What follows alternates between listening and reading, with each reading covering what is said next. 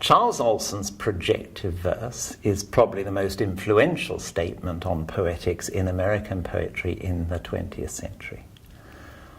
Olsen's ideas about poetic form were derived ultimately from the poetry of Walt Whitman, who was writing a century earlier. They were influenced more immediately by the dominant figure in American poetry in the middle of the 20th century, William Carlos Williams. But there's scarcely a modern American poet whose understanding of poetic form has not been influenced by the ideas of which projective verse is the best known expression. The manifesto is prescient in just about everything except, as you will see, the gender of the poet. And here are some key fragments. Verse now, 1950, if it is to go ahead, if it is to be of essential use, must, I take it, catch up and put into itself certain laws and possibilities of the breath, of the breathing of the man who writes as well as of his listenings.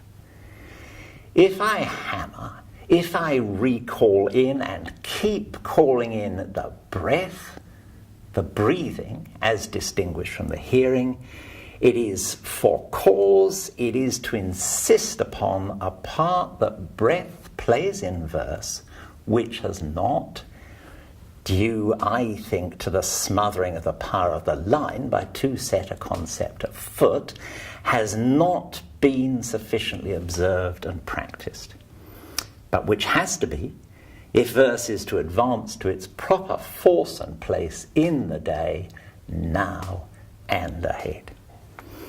I take it that projective verse teaches is this lesson, that that verse will only do in which a poet manages to register both the acquisitions of his ear and the pressure of his breath.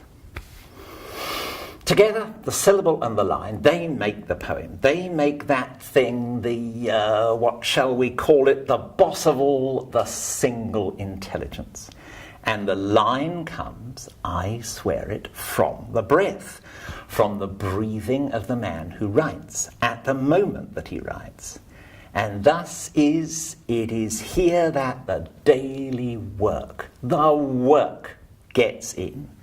For only he, the man who writes, can declare at every moment the line, its metric, and its ending, where its breathing shall come to termination.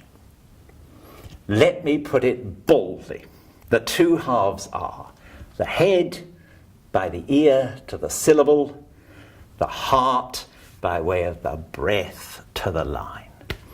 I say, a projective poet will go down through the workings of his own throat to the place where the breath comes from, where breath has its beginnings, where drama has to come from, where the coincidence is. All act springs. So that is breath in the composition and structure of poetry. Here is a fragment of the origin of that theory of poetry in practice in Walt Whitman, using breathing as a principle of structure, but also treating breath as a subject. This is one of the most famous openings in all American poetry, a manifesto about a new kind of poetry for a new continent and a new age. Poetry for Whitman is written from the body, and above all from the lungs, the breathing by means of which the lungs oxygenate the blood and the brain.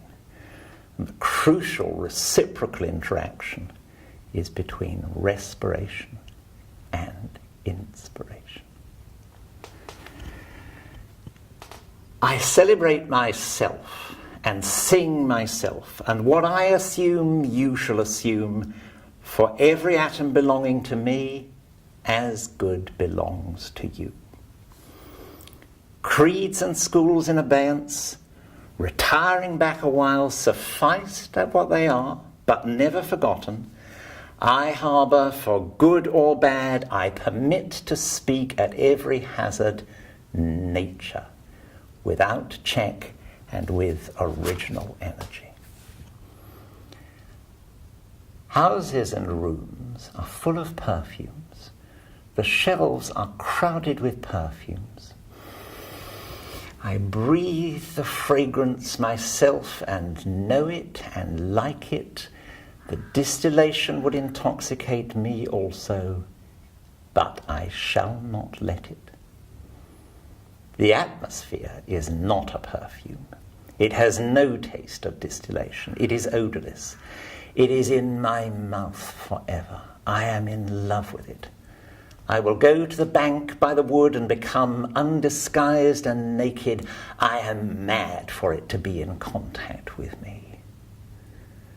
The smoke of my own breath, echoes, ripples, buzzed whispers, love root, silk thread, crotch and vine, my respiration and inspiration, the beating of my heart, the passing of blood and air through the lungs, the sniff of green leaves and dry leaves, and of the shore and dark-coloured sea rocks and of hay in the barn, the sound of the belched words of my voice loosed to the eddies of the wind.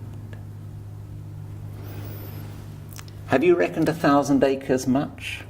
Have you reckoned the earth much? Have you practiced so long to learn to read? Have you felt so proud to get at the meaning of poems? Stop this day and night with me, and you shall possess the origin of all poems. You shall possess the good of the earth and sun. There are millions of suns left. You shall no longer take things at second or third hand, nor look through the eyes of the dead, nor feed in the spectres in books. You shall not look through my eyes either, nor take things from me.